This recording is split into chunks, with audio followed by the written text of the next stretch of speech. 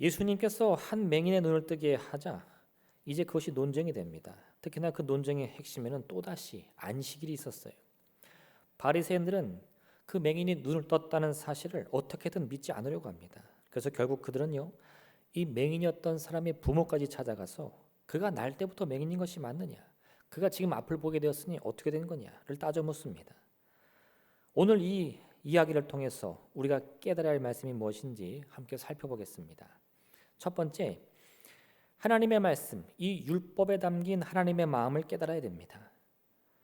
무리들은 예수님께 치료받은 이 사람을 바리새인에게 데리고 갑니다. 그리고 바리새인들은 병자가 치료받았다, 맹인이 눈을 떴다 라는 그런 사실보다 그날이 안식일이었다라는 것에 더 주목합니다. 처음에 사람들은 예수님께서 맹인을 치료했다는 그 사실 자체를 거부하려고 합니다.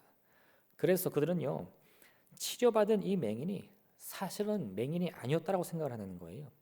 네가 거짓말하는 거지. 네가 본래 맹인이 아니었는데 이제 와서 눈 뜬 척하는 거지. 이렇게 말을 하는 거예요.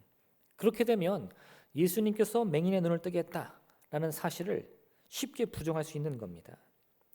그리고 오늘 바리새인들은 조금은 논리적인 방법으로 이 예수님의 치료를 거부하려고 그래요. 어떻게?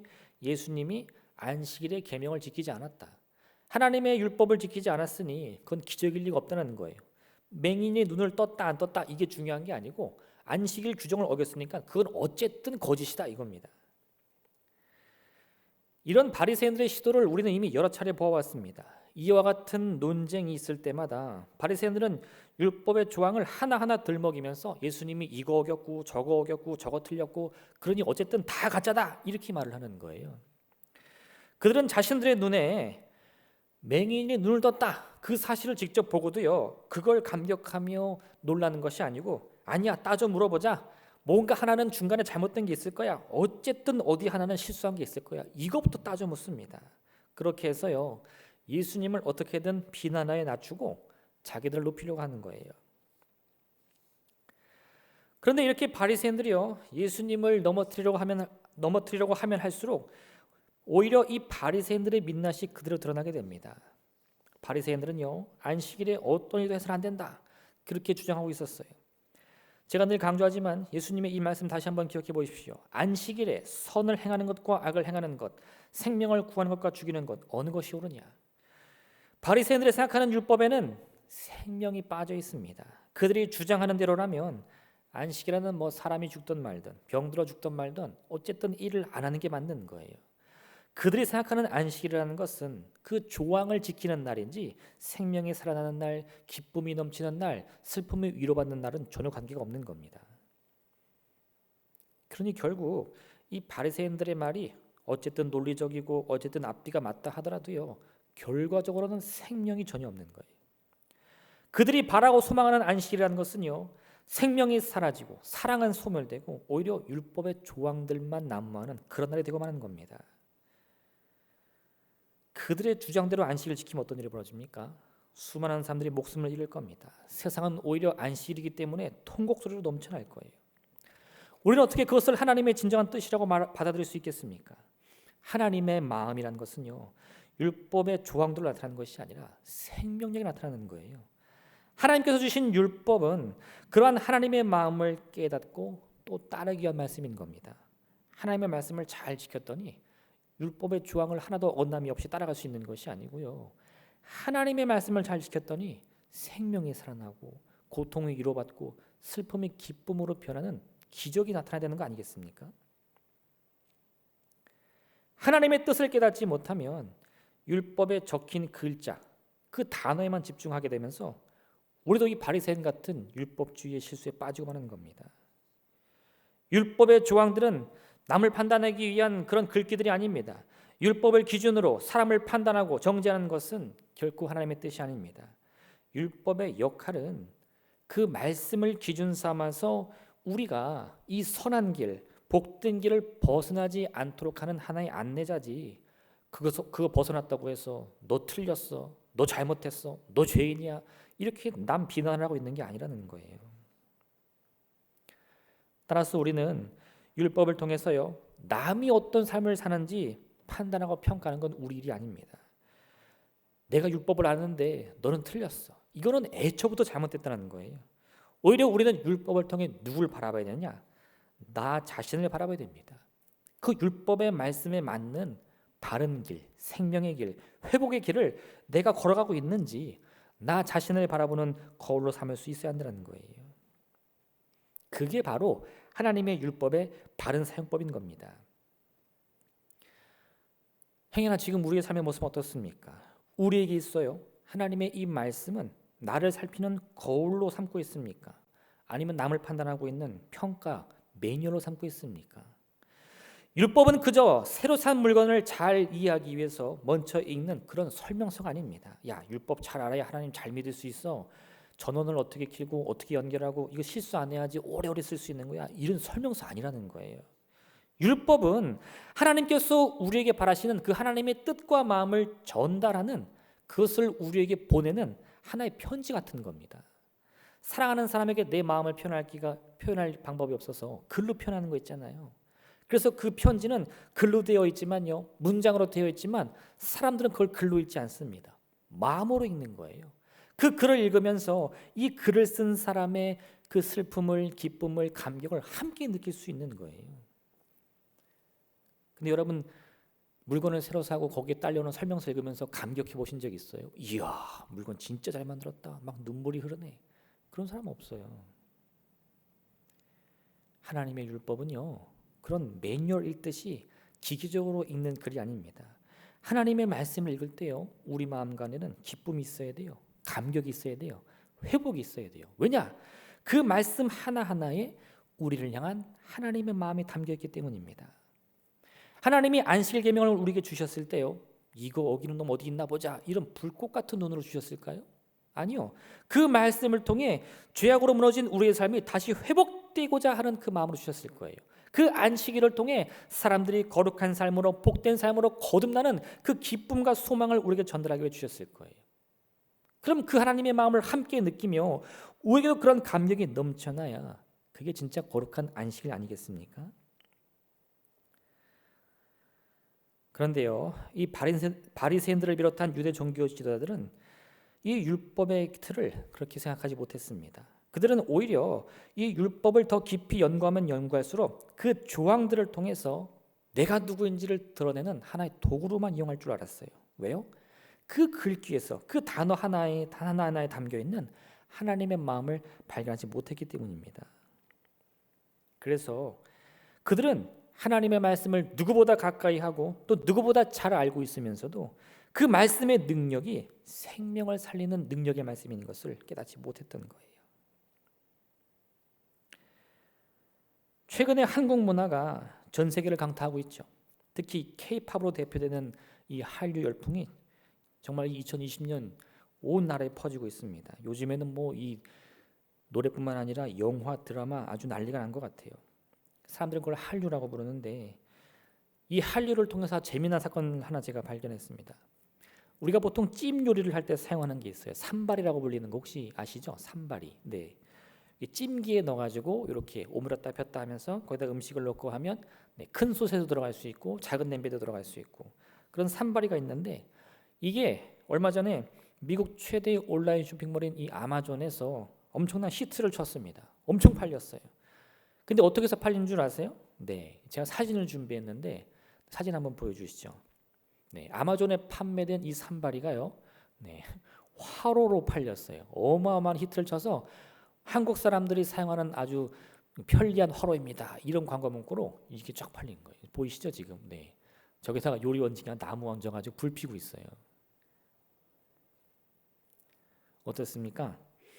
뭐 산발이 화로로 쓴다고 해서 뭐 큰일 나겠어요? 뭐 그런 일은 별로 없겠죠. 근데 여러분, 산발이는요 본래 저렇게 불피라고 만든 도구가 아니에요. 처음 이걸 개발한 사람은요, 그 사람 머릿속에 야 이거 뭐 찜기로도 쓸 수 있지만 불도 필 수 있겠지, 이렇게 생각해서 만든 건 아닐 겁니다. 그 사람 머릿속에는 온통 어떻게 하면 찜 요리를 간편하고 맛있게 할까, 그 생각으로 이걸 만들었을 거예요. 그런데 그걸 처음 본 사람들이 이렇게 철로 돼 있고 오므려지기도 하고 펴지기도 하고 이거 어디다 쓰는 거지 고민하다 보니까 어떤 생각을 해요? 야 이거 화로인가 보다. 한국 사람들 캠핑 무지 좋아한다는데 이거 여기다 불 피는 건가 보다. 그리고 불티나게 팔렸다는 거예요. 물건이라는 거는요, 그 용도에 맞게 활용할 때 가장 편리하게, 가장 유용하게 쓸 수 있는 겁니다. 산발이 굳이 화로로 쓰지 않아도 정말 편리하고 좋은 화로 많이 있어요. 산발이는 찜 요리할 때 써야 제맛인 겁니다. 하나님의 말씀도 마찬가지인데요. 우리가 하나님의 말씀을 통해 깨달을 것은 어떤 규칙이나 조건들이 아닙니다. 그 안에 담겨 있는 하나님의 마음을 바로 알아야만 우리는 그 말씀의 본질에 접근할 수 있는 거예요. 하나님께서는 지금 이 순간에도 성경의 여러 말씀들을 통해서 하나님의 마음을 우리에게 전달하고 계십니다. 우리가 그 말씀들을 읽을 때마다 또 암송할 때마다 우리가 느끼게 되는 것은 어떤 단어의 의미가 아니에요.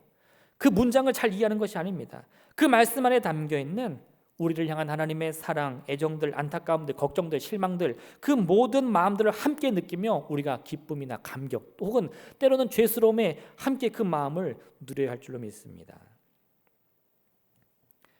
하나님의 말씀이 안식일이라고 했어요. 우리의 질병이 치료받고 우리의 고통이 위로받는 것을 금지할까요? 결국 그렇지 않습니다. 우리는 그 율법의 말씀을 통해 그 무엇보다 또 그 누구보다 우리를 향한 하나님의 마음을 깊이 깨닫고 그 말씀을 새겨야 할 줄로 믿습니다. 두 번째, 여러분, 믿음의 확신이라는 것은요, 어떤 증거로 얻을 수 있는 게 아니라 경험, 내 마음의 체험을 통해만 얻을 수 있습니다. 예수님께서 맹인을 치료하신 것에 대해서 이 바리새인들 사이에서도 분쟁이 일어납니다. 어떤 바리새인들은 예수님을 아무리 거부하려고 해도 거부할 수가 없어요. 왜요? 자기가 아무리 하나님의 말씀을 연구해봐도 맹인이 눈을 뜬다는 말은 들어본 적이 없거든요. 근데 예수님이 그런 일을 이루셨다면 어떻게 저 예수님을 우리가 죄인으로 말할 수 있겠느냐? 그건 도무지 불가하다는 거예요. 그런데 그런 와중에도 어떤 바리새인들, 아마 더 많은 바리새인들은요, 그걸 거부할 수 있다고 믿어요. 왜요? 명백히 예수님은 하나님의 율법을 어겼으니 그는 당연히 죄인이다. 그가 기적을 일으킨다면 그건 하나님의 뜻이 아니라 귀신의 뜻일 것이다. 이렇게 여러 가지 이유를 다 갖다 붙입니다. 결국 바리새인들이요, 이 맹인을 찾아가서 당신이 진짜 맹인이 맞소? 당신이 치료받은 게 맞소? 이렇게 물어본 거는 궁금해서가 아니었어요. 야, 그런 일이 있을 수 있대? 예수님이 그런 일도 할 수 있대? 이게 궁금해서 물어본 것이 아니고 이건 어쨌든 가짜야. 이건 어쨌든 거짓이야. 그걸 위해서 물어본 거예요. 근데 오늘 본문을 보면 이 맹인이었던 사람의 대답은 그들의 기대를 산산이 부숴버립니다. 당신은 그를 누가 생각합니까? 물어보자 이 맹인이었던 사람이요, 그는 선지자입니다. 이렇게 말하는 거예요. 이 맹인이라고 해서요, 이 바리새인들이 자기를 왜 찾아왔는지 모를까요? 지금 이 사람도요, 정말 평생을 앞도 못 보고 사람들 구걸하면서 살았잖아요. 네. 척하면 척인 거예요. 다만 압니다. 왜 바리새인들이 자기를 찾아오고 부모까지 괴롭혀가면서 이런 똑같은 질문을 반복하는지 다 알아요. 근데도 그들의 의도에 따라서 거짓말을 하는 것이 아니고 자기 마음에 있는 진정한 고백을 드리는 거예요. 왜 그럴까요?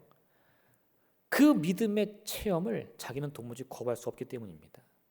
내가 예수님을 잘 알아서도 아닙니다. 그분이 나를 치료해주길 기대했기 때문도 아닙니다. 나도 그분이 누군지 몰랐어요. 눈을 떠더니 그분은 이미 사라지고 그분이 안 계셨습니다. 근데도 불구하고 누가 나에게 다가왔고 그가 말씀으로 또 여러 가지 손길을 통해서 내 눈을 치료했다면 그분 당연히 누구예요? 그분은 하나님의 선지자가 아닐 수가 없는 거예요. 믿음이라는 것은 때론 너무 어렵게 느껴지지만 또 생각해보면 그렇게 어려운 것이 아닙니다. 왠 줄 아세요? 이 맹인의 경우와 같이 우리가 이 하나님의 놀라운 은혜를 내 마음에 체험하기만 하면요, 그건 어떤 순간에도 또 어떤 상황에도 내가 아무리 그것을 멀리하고 싶어도 멀리할 수 없는, 내 스스로 고백할 수밖에 없는 확신의 고백이 될 수밖에 없기 때문인 거예요. 사도 바울이 다메섹으로 가던 길에 예수님을 만납니다. 그 경험을 통해 이 바울은 한순간에 예수님을 핍박하던 박해자에서 그리스도의 복음을 전하는 사도로 변화를 받는데, 이 놀라운 변화를 이뤘을 때 사람들이 그걸 어떻게 생각했는가? 사람들은 그게 거짓인 줄 알았어요. 바울이? 아니, 그렇게 그리스도인들을 괴롭히던 바울이 이제는 예수를 그리스도로 고백한다고? 아무도 믿으려고 하지 않습니다. 처음에 이 바울이 환상 중에 예수를 만나고 눈이 멀었어요. 앞이 안 보입니다. 사람들의 도움 없이는 살 수가 없습니다. 그래서 하나님께서 아나니아를 보내가지고 이 바울의 눈을 뜨게 하라고 말씀하십니다. 그랬더니 아나니아가 뭐라고 대답한 줄 아세요? 주여, 이 사람에 대하여 내가 여러 사람에게 듣사온즉 그가 예루살렘에서 주의 성도에게 적지 않은 해를 끼쳤다 하더니 여기서도 주의 이름을 부르는 모든 사람을 결박할 권세를 대제사장에게서 받았나이다. 이 무슨 말입니까? 아유, 하나님 말도 마세요. 진짜 세상 물정 너무 모르시네. 바울이 어떤 사람인 줄 아세요? 대제사장의 권세를 받아서 예수님 믿는 우리들을 괴롭히는 사람이에요. 근데 그 사람 왜 도와줍니까? 이렇게 말하고 있는 거예요. 아나니의 생각이 얼마나 단단한지 하나님도 틀렸다고 생각하는 거예요, 지금. 그 정도로 이 바울의 지난날의 삶은요, 그리스도인들에게는 악몽 그 자체였습니다. 근데 이 바울이 스스로 변했다고 말하니 누가 그 말을 믿을 수 있겠어요? 근데 바울이요, 자기 믿어달라고 하는 말 아니에요. 나 진짜 바뀌었어, 나 좀 믿어줘 하는 말 아니고, 바울 스스로도 자기의 변화를 믿을 수 없는데 고백을 안 할 수가 없는 거예요. 바울이 평생을 예수를 핍박하는 것이 하나님의 뜻이라고 믿었어요. 근데 그게 어떻게 하루아침에 바뀝니까? 나도 안 믿겨요. 나도 그게 진짜인지 가짜인지 가물가물해. 근데 내 마음의 체험이 진짜고, 내가 아무리 논리적으로 생각해도 아닌 것 같은데 내 이 생각과 이 고백은 아니라는 거예요. 예수님이 그리스도다. 나도 그걸 거부할 수 없다. 나도 여기서 벗어날 수 없다. 사람들이 나를 믿지 않고 나를 핍박하고 나를 버려도 예수가 그리스도다 이거예요.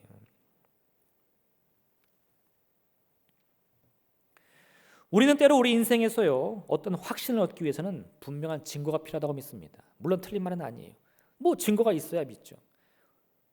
네 말 믿으라고? 증거를 보여줘봐. 이게 우리 흔히 하는 말이잖아요. 그런데 여러분, 때로는 그런 증거가 없이도 거부할 수 없는 것이 있습니다. 그것이 무엇입니까? 나의 체험이에요. 나의 경험이에요. 세상의 모든 사람들이 아니라고 말해도 나는 거부할 수 없는 나만의 체험이 있어요. 그게 우리의 믿음의 확신이 되는 겁니다. 여호수아는 아모리 사람들과 싸울 때 그 전쟁을 승리를 이끌기 위해서 익히기도 합니다. 하나님, 하늘의 해와 달을 멈춰 주옵소서. 모세는요, 홍해가 가로막고 있는 길을 바라보면서 이스라엘 백성들에게 두려워하지 마라, 하나님이 우리를 구원하시리라 외칠 수 있습니다. 어떻게 해요? 증거가 뭐야? 해가 어떻게 멈춰? 어떻게 물이 갈라져? 증거가 뭐야? 사람들이 아우성쳤죠. 네, 아니요. 모세나 여호수아는요, 증거가 있어서 믿는 게 아니에요. 마음의 확신이 자기들도 거부할 수 없는 거예요. 하나님이 우리를 마른 땅으로 건너게 하시리라. 하나님의 말씀을 믿기 위해서 우리에게 필요한 것은 늘 명확한 증거만이 아닙니다. 때로는 논리적이고 합리적인 가르침이 필요할 수도 있겠지만요, 그게 전부는 아니라는 거예요. 내 마음으로 단 한 번이라도 하나님의 손길을 느끼기만 한다면 그 체험으로 충분합니다. 하나님의 임재를 우리 마음속에 담아두기로 작정하는 순간요, 우리도 이 바울처럼 바뀔 수 있어요. 변화받을 수 있습니다. 무엇을 얻어서가 아닙니다. 무엇을 내가 보았기 때문도 아닙니다. 내 마음이 나로 하여금 그렇게 시키는 거예요. 그는 선지자입니다. 세상의 눈으로 보면 바리새인들이야말로 참 합리적인 사람들입니다. 지혜가 넘치는 사람들이죠. 그런데 여러분, 그것이 우리 인생의 전부는 아니에요. 모든 지혜와 지식을 총동원하더라도요, 우리가 알 수 없는 게 너무나 많습니다. 다 받아들일 수 없는 게 너무나 많이 있어요. 특히 이 예수님의 그리스도 되심이라는 것은요, 우리가 알아서 믿을 수 있는 게 아니에요. 알지 못하고 보지 못해도 우리 마음의 체험으로 우리는 그 확신을 가질 수 있습니다. 하나님을 믿지 않는 많은 사람들이 이렇게 얘기합니다. 하나님의 존재에 대해서 합리적인 의심하는 게 정상이 아니냐, 눈에 보이지도 않고 귀에 들리지도 않는 존재를 어떻게 무턱대고 믿을 수 있느냐. 생각해 보십시오. 틀린 말이 하나도 없습니다. 보이지도 않아요. 들리지도 않아요. 근데 어떻게 믿을 수 있죠? 왜 하나님이 존재해야죠? 하나님의 음성이라고 해서 다를 거 없습니다. 사실 수많은 사람들이 하나님의 음성 하는데, 한번 여러분 진짜 그 음성 들어보셨나요? 하나님 목소리가 여자예요, 남자예요, 굵어요, 높아요. 네. 우리는요, 그런 증거로 하나님을 고백하는 게 아니에요.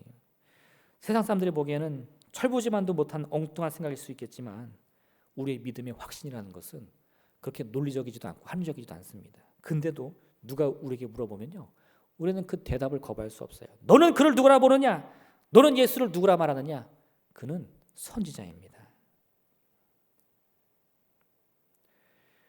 우리의 모든 삶은 명백한 하나님의 은혜의 결과입니다. 우리가 이 사실만을 내 마음속에 담고 있다면 우리의 믿음의 확신은 어떤 순간에도 흔들리지 않을 줄로 믿습니다. 세상이 좋아 하나님이 우리의 구원자가 되는 거 아닙니다. 내가 가진 것을 많이 받아서 하나님을 내가 고백하는 것도 아니에요. 받은 것 없어도요, 또 내가 거하고 있는 환경이 너무 힘들고 어려운 상황이 있다 할지라도 우리의 고백은 바뀌지 않아요. 왜요? 그걸 내가 체험했기 때문에. 증명할 수 있어서는 아닙니다. 그냥 내 마음이 그렇게 나를 이끄는 거예요. 믿음은 바로 이와 같습니다. 세상의 모든 지혜와 증거들이요 아니라고 말을 해도 우리 마음속의 체험과 그 경험만큼은 나로 하여금 예수님을 그리스도로 고백하게 이끈다는 거예요. 내 마음이 힘들 때마다 나를 위로하신 분이 누구십니까? 내 인생의 고통에 있을 때 나를 그 절망에서 건지신 분이 누구십니까? 사람들은 알 수 없어요. 나도 그가 누구인지 증명할 수는 없습니다. 하지만 내 마음은요 그분이 예수님이라고 고백하고 있어요. 여러분 그게 믿음의 확신입니다. 그 믿음의 확신을 여러분의 마음에 품으시길 부탁드립니다. 그리고 이 어려운 시절 그 확신을 가지고 다시 한번 승리할 수 있는 여러분 모두 되시기를 주님의 이름으로 부탁드립니다. 마지막 세 번째, 오늘 이 바리새인들이 보여주는 방법이 무엇이냐? 그건 비난인데요. 이 비난이라는 것은 어떤 모양으로 바꾸더라도요 하나님의 방법이 될 수 없습니다. 비난은 우리가 반드시 피해야 하는 방법이에요. 날 때부터 맹인이었던 사람이 치료받았다는 얘기를 들었을 때 사람들은 그 말을 믿지 않습니다. 그리고 그들이 그 말을 믿을 여러 가지 증거를 보자 어떤 방법을 택하느냐? 이제는 예수님을 비난하기 시작합니다. 맹인이 눈을 떴어요. 그럼 명백한 사실입니다. 근데 그거를 막을 수 없으니까 어떤 방법을 쓰느냐? 이제 예수님을 깎아내리는 거예요. 이게 사람들이 사용하는 가장 쉬운 방법입니다. 어떻게? 내가 높아지려고 할 때요. 내가 스스로 노력하여 나를 높이는 것이 아니고 남을 낮춰서 나를 높이 보이는 거예요. 그 방법이 뭔 줄 아세요? 비난하는 겁니다. 비난하는 거. 너 저 사람이 누군 줄 알아? 저 안식일도 안 지키는 사람이야. 고기를 좋아하고 술도 좋아하고 세리랑 친구하는 사람이야. 근데 저런 사람이 어떻게 하나님의 자녀겠어? 어떻게 하나님의 아들이겠어? 그거 다 거짓말이야. 너 그 말 믿어? 이렇게 말하는 겁니다. 바리새인들은 예수님을 비난하기 위해서요 모든 수단을 다 동원합니다. 예수님의 모든 일거수일투족을 다 따라다니면서요 하나하나 살펴보고 그에 대한 여러 가지 소문들을 퍼뜨리는 거예요. 그리고 이 모든 과정에서 바리새인들은 우리야말로 가장 논리적이고 합당한 방법으로 하나님을 믿는 사람들이다 선전을 하는 거죠. 비난의 목적이 무엇입니까? 상대를 죽이고 넘어뜨리는 겁니다. 근데 여러분 성경에서 누군가를 죽이고 넘어뜨리는 존재는 딱 하나가 있다고 말을 해요. 그게 누군 줄 아세요? 그건 마귀입니다. 마귀.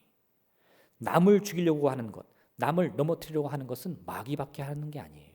만약 우리가 이 비난의 방법으로 누군가를 해하려고 한다면요 그건 마귀의 종이 되는 길입니다. 그렇기 때문에 이 비난은 아무리 좋게 포장해도요 결코 하나님의 방법이 될 수 없습니다. 하나님의 방법이 될 수 없다는 것은 이 비난으로는 우리가 얻을 수 있는 게 아무것도 없다는 거예요. 당장은 안 그렇게 보이죠? 내가 저 사람만 넘어뜨리면, 내가 저 사람만 없었으면, 이게 우리 마음의 유혹이에요. 근데 여러분 이 장면은 우리에게 너무 익숙합니다. 언제요? 아담과 하와가 그 동산 중앙에 있는 나무의 열매를 보았을 때 어떻게 봤어요? 보암직도 하고 먹음직도 하더라. 내가 저것만 하면 뭔가 많은 걸 얻을 수 있을 것 같아요. 뭔가 큰 걸 얻을 수 있을 것 같아요. 근데 그게 뭐예요? 그건 유혹입니다. 비난의 결과는 반드시 있습니다. 어떤 결과일까요? 우리가 비난을 하면 뭔가를 얻을 수 있죠. 뭐요? 그거는 죄입니다. 죄. 우리가 비난을 통해 얻을 수 있는 유일한 결과는 바로 죄와 죽음뿐인 것입니다. 다윗과 사울의 차이가 뭔지 아십니까? 사울은 다윗을 비난했지만 다윗은 그런 사울을 용서하려고 노력합니다. 그 이후에서 다윗은 주변 사람들로부터 많은 비난을 당합니다. 그를 죽이려고 합니다. 그런데 그럴 때마다 이 다윗은요 자기를 향한 그 비난을 복수하며 응징하려고 하는 것이 아니라 하나님의 뜻이라고 인정하려고 했어요. 하나님이 허락하셨기에 저가 나를 욕하는 것인데 내가 뭐라고 말하겠느냐 이거예요. 이런 다윗의 결단과 믿음이 그를 가장 훌륭한 왕으로 만들 수 있는 믿음의 기초가 된 거예요. 비난의 마음은 상대를 무너뜨릴 수 있는 강력한 힘이 됩니다. 그런데 그것보다 먼저 이 비난을 통해 무너지는 사람은 그 비난의 마음을 품은 내 자신인 것을 우리는 꼭 기억해야 됩니다. 세상에는 처음부터 그 가치를 따질 수 없는 것들이 있어요. 뭐냐? 누군가에게 좋은 것이 지금 당장 좋은 것인지 지금 당장 나쁜 것인지 그 가치를 알 수 없는 게 있습니다. 그런데 이 비난은 아니에요. 비난은 처음부터 그 가치가 뭔지 우리가 알 수 있어요. 어떤 거요? 그건 마귀의 가치입니다. 그래서 여러분 우리는 이 비난의 방법에 대해서 고민할 필요가 전혀 없어요. 저 사람은 죽여 마땅한 놈인데 저런 찢어 죽일 놈 근데 이 비난이 나쁜 거라고? 아니 여러분 그런 사람이라 할지라도 그를 향해 품는 우리의 모든 비난과 죄악, 이 악한 마음은 다 죄악입니다. 본래 바리새인들은 하나님의 말씀을 최대한 철저히 지키기 위해서 노력한 사람들이었어요. 그래서 그들은 많은 시간을 정말 이 하나님의 말씀을 연구하는 데 사용했습니다. 말씀을 지키기 위해서라면 어떤 희생이든 기꺼이 감수하는 그런 사람들이었어요. 그래서 사람들은 그런 바리새인들을 존경했습니다. 그런데 그들이 왜 예수님을 앞에 두고서도 이 예수님의 뜻이 무엇인지를 깨닫지 못합니까? 왜 그리스도의 심을 알지 못합니까? 지혜가 부족해서가 아닙니다. 이미 이 바리새인들의 마음속에 예수님을 비난하기로 작정하는 그 마음이, 그 결단이 들어갔기 때문인 거예요. 평생을 하나님의 말씀과 씨름하면서 지낸 사람들이 단지 이 비난의 마음에 넘어지니까 하나님의 독생자를 눈앞에 두고도요, 그분을 믿을 수가 없어요. 우리도 마찬가지입니다. 잘못을 고치기 위해서는 비난이 아니라 더 깊은 관심과 사랑, 배려가 필요합니다. 인내가 필요합니다. 돌아가는 길 같죠. 당장 내가 그 잘못을 지적하면 저 사람이 순식간에 확 바뀔 것 같은데 왜 이 좋은 방법 놔두고 내가 참아야 되지? 왜 내가 손해봐야 되지? 근데 왜 그럴까요? 그게 하나님의 방법이기 때문에 그래요. 하나님께서 우리에게 알려주신 방법은 눈앞에 보이는 보암직도 하고 먹음직한 방법이 아닙니다. 그 길이 아닌 것 같은 방법이에요. 하나님, 세상 사람들 그렇게 살지 않아요. 다 편하게 살아요. 왜 저만 이렇게 돌아가야 되죠? 근데 아니요, 여러분. 그 길은 돌아가는 것처럼 보이지만 돌아가는 길이 아닙니다. 그 길만이 정 돌아가는 진짜 바른 길인 거예요.